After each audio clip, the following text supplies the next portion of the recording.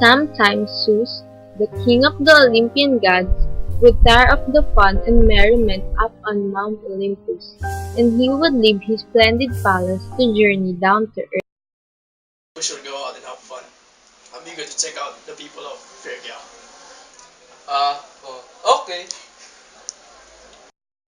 On this occasion, Zeus wanted to see how hospitable the people of Phrygia were, so he and Hermes disguised themselves as poor travelers and flew to earth, knocking on the door of any dwelling they encountered, be it rich or poor, large or small. Good day.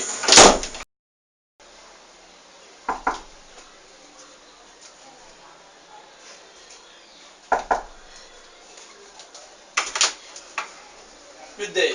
We're looking for a place to live, and we haven't eaten for days. Will you let us in? No, get lost, bastards. They were told over and over again, as the doors were insolently slamming their faces. The king of the Olympians grew angrier by the moment, and he determined to punish these discourteous brigands. Just as they decided to end their journey, the gods came upon a humble little hovel, poorer than any they had seen before, with a roof made only of straw and reeds. Knocking on the door, they were surprised to see it swing wide and to hear a voice cheerfully bid them enter.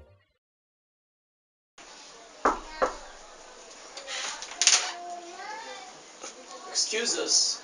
We're very tired. Can you help us? Come in.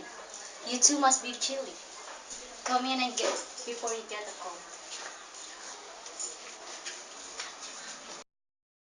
Stooping low to pass through the small entrance, Zeus and Hermes, still unrecognizable in their disguises, found themselves in a tiny yet cozy and very clean room. The owners of this poor dwelling had done the best with what little they had. This much was clear. In the dim light, they saw a kindly-faced old man and an equally aged woman who appeared sincerely glad to see them and bustled about the room, trying to make their guests more comfortable.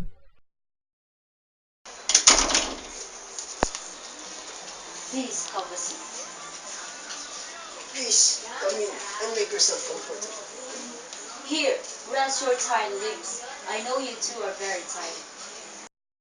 Anyway, my name is Bausis, and my husband name's Philemon. This humble cottage had always been our home, and we lived happily through our marriage. Even though we are poor and as nothing, our love filled with contentment, and that would make the king envious. You seem to love each other so much. We don't have much to offer you, but poverty isn't so bad when your spirit is rich and you feel with love. They said with a smile, gazing fondly at each other and apologizing to their unexpected visitors because they had so little to provide them as refreshment. Susan and Hermes exchanged knowing glances. This was a rare pair of mortals indeed. Perhaps not all Phrygians were rude hosts. Philemon raided his meager provisions and brought out some olives, eggs, and radishes, while Bausis boiled a pot of water. Once the feast was ready, Philemon pulled up a couple of ancient chairs and invited the guests to fill their bellies. Sit down and eat.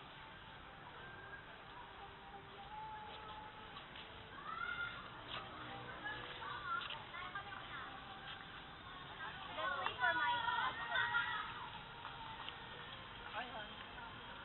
Here, I have a special one, a special gift. Let's eat.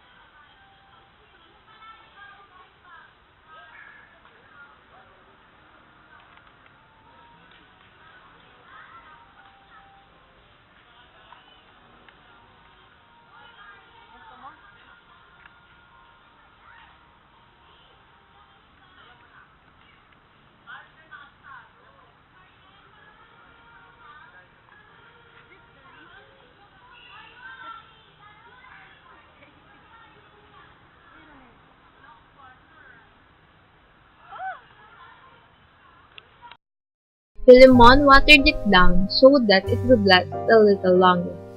The old couple was thrilled to see the late-night visitors enjoying the food, and Philemon kept a vigil on their cups, refilling them whenever they would empty. After a while, however, they noticed a miraculous thing occurring. No matter how many cups Philemon would pour, the wine pitcher remained filled to the top. Long after the wine should have been consumed, the pitcher still was full. Terror-stricken, Bausis and Philemon looked at each other and bowed their heads in silent prayer to the Olympian gods high above. They suddenly suspected that these two haggard strangers were more than beggars. With trembling voices, they again apologized for not having much to offer as hosts. We're very sorry, but we can give our guests lots of delicious foods. Please start with us. We're poor folks. I have a goose, and I'm gladly cook it to serve it to you. So saying, they sipped around the small room, two aging mortals in vain desperately trying to catch their goose, who wanted nothing to do with that. Around and round the table they chased the goose. Much to the amusement and entertainment of Susan and Hermes, the panic-stricken bird finally sought refuge in the lap of the gods. As Bausis and Philemon collapsed and panted, the time was right. Dropping their disguises, Susan and Hermes revealed their true identities to their gracious host and informed them that they had been kindly entertaining Olympian deities.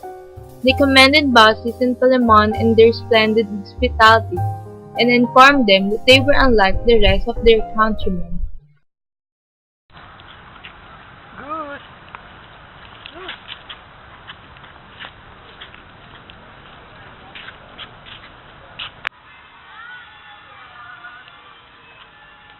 I'm sorry, We are gods. This is a miserable village that paid the price of its champion. You alone can survive from this. These mortals have forgotten the goddess so for hospitality for poor strangers, and they shall pay for their art.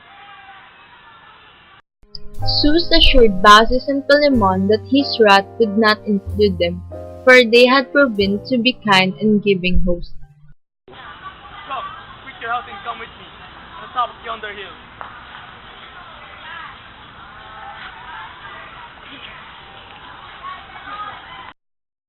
They were astounded to see only water where once their tribe fertile land and grand buildings. A huge lake had swallowed the entire countryside, people and all, and only their own humble hovel stood unscathed. Even though their cruel neighbors had been very mean to them, still the kindly couple cried sorrowful tears on their behalf. In a short while, though, another miracle dried their tears.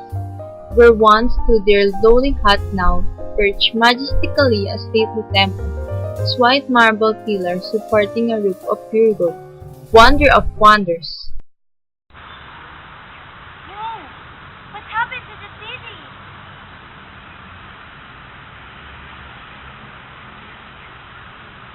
Well said, old woman. Trust you out your husband. Tell us your wish, and we shall happily grant it for you. We wish to be guardians of your temple.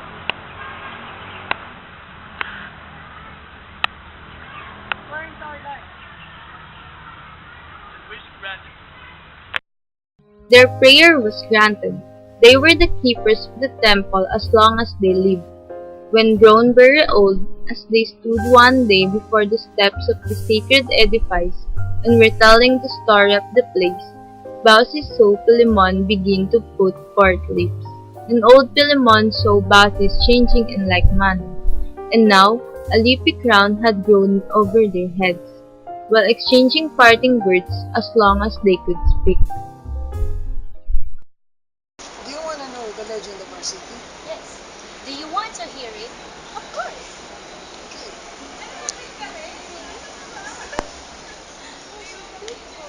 Yeah, I know. Oh wait, I can't move. Oh, me too.